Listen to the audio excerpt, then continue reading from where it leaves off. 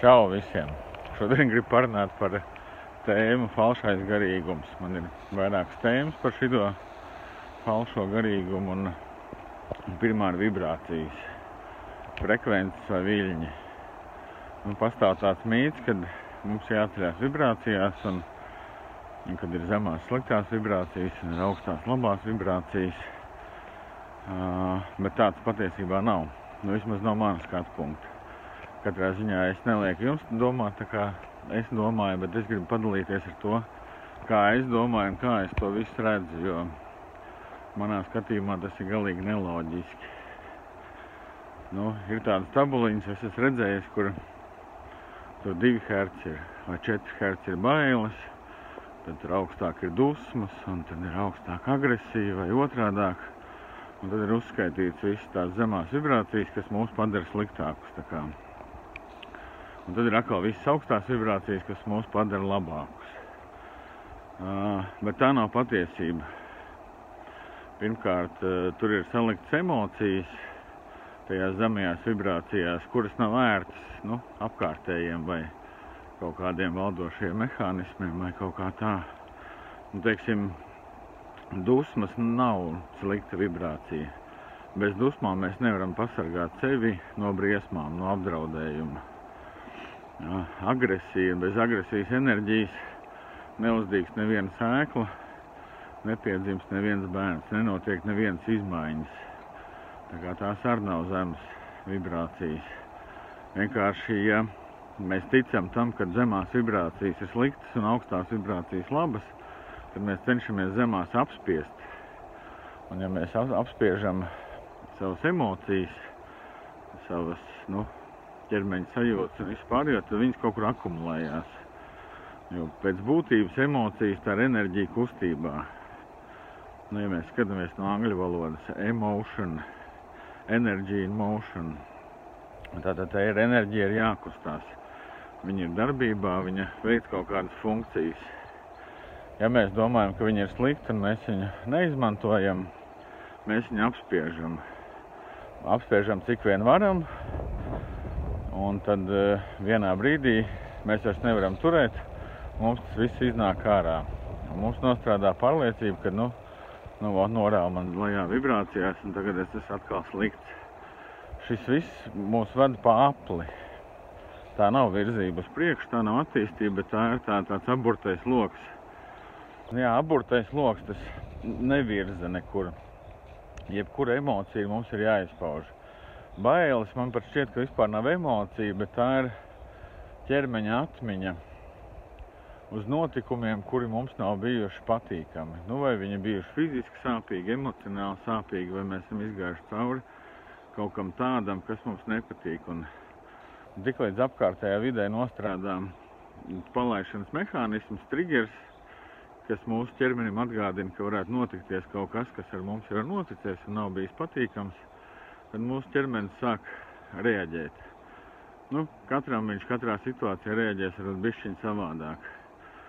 Un nevēlēšanās piedzīvot atkal tos notikumus, tās ir tās bailes. Bet tagad pie vibrācijām. Vibrācijas, frekvences vai viļņi. Man gribējās to video sākt pie jūras, jo tur ir viļņi.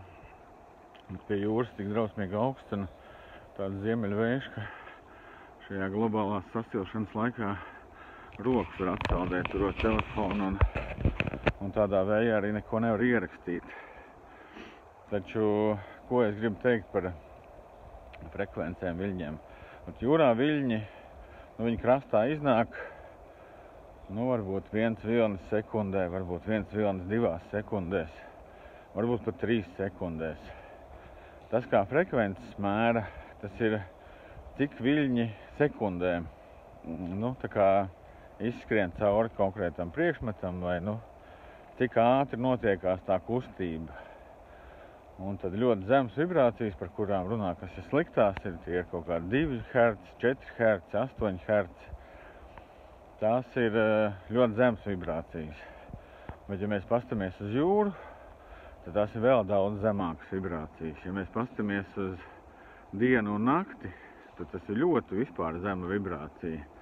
Ja mēs pastamies uz saules ciklu, kas ir 26 dienas, tad tas ir vēl zemāk. Iedomājieties, ja viens impulss sekundē būtu 1 hertz, 2 impulsi sekundē, tas būtu ļoti zema vibrācija, ļoti slikta vibrācija.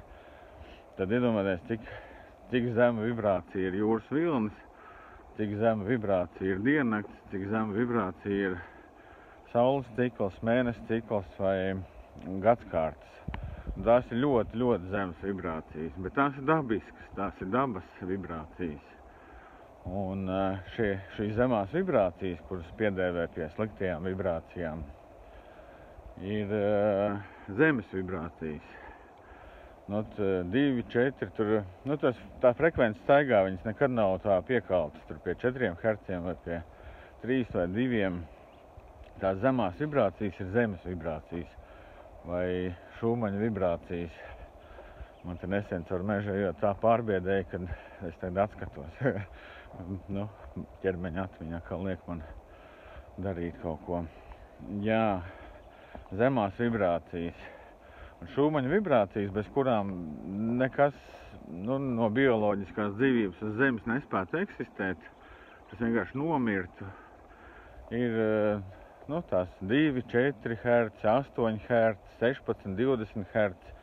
Visas tās vibrācijas, kuras tabuliņā apakšgalā, kuras ir tās zemās un sliktās, no kurām mēs tā kā mūkam un tiecamies uz augstajām vibrācijām.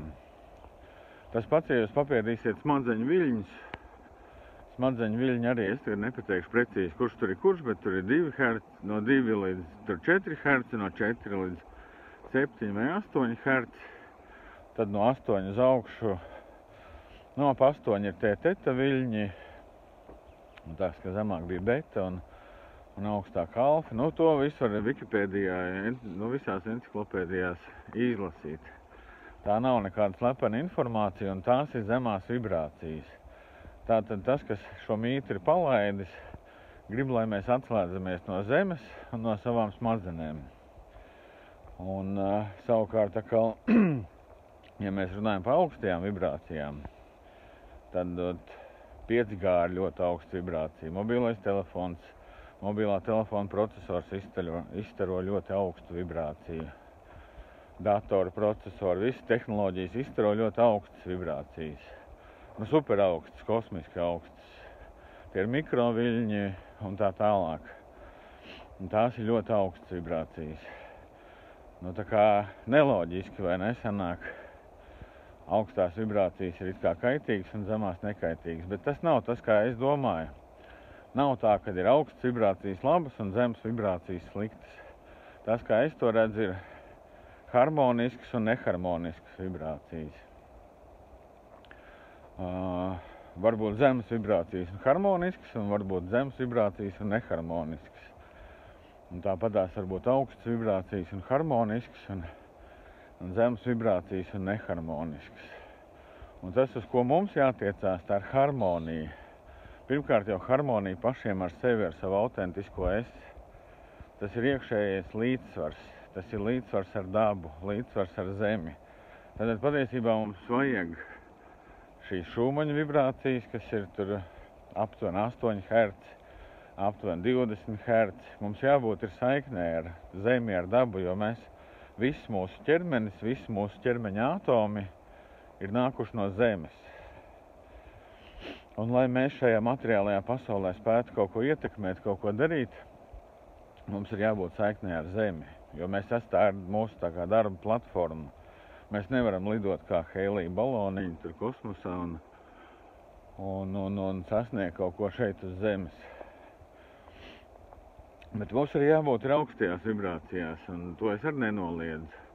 Taču augstajās vibrācijās var būt mūsu apziņa, mūsu dvēsele, mūsu gars. Jo viņam nav matērija, viņš var vibrēt daudz ātrāk nekā atomi, šūnas, orgāni, ķermenis. Teiksim, mūsu sirds vibrācija. Cik mūsu sirds pukst minūtē? Minūtē ir 60 sitieni aptuveni, 60 līdz 100, es neesmu mediķis, nezinu precīzi. Bet tas ir aptuveni 1 līdz 2 herci sekundē. Tā ir ļoti zema vibrācija. Var teikt, ka pat tik zema, kad bail metās. Bet tā strādā mūsu sirds. Smadzenes strādā līdzīgā ātrumā. Un tā kā, jā, tas, ko es galvenais gribēju pateikt, kad kā es šo pasauli redzu, ka ir nevis augstās un zemās, labās un sliktās vibrācijas, bet ir harmoniskās un neharmoniskās. Tātad zinātniski ir tāds termins kā entropija, kas ir progresējošs haoss. Tātad tur nav harmonisku vibrāciju, un tad ir antientropija, kas ir dabīgā kārtība, kur viss ir harmonisks. Jā, jo ja būtu zemās sliktās un augstās labās, tad klavierēm visi tausteņi, kas dod ārā zemes vibrācijas, būtu sliktie tausteņi, un tās, kas dod augstās vibrācijas, būtu labie tausteņi. Bet tā tas nav. Mūziku veido no visiem no visām notīm, no visām vibrācijām un taustiņiem, un tad sanāk, ka bungas ir zemes vibrācijas, un kādas citas lietas ir augstas vibrācijas. Tā kā es gribēju padalīties ar šo, kad tas ir pilnīgs mīts, un tas ir pilnīgs ceļš pa apli, tiekties uz augstajām vibrācijām un ignorēt zemās vibrācijas, tā kā mukt no viņām. Jā, šis tas, par ko es gribēju jums likt aizdomāties. Tā, čau, būs vēl tēmas.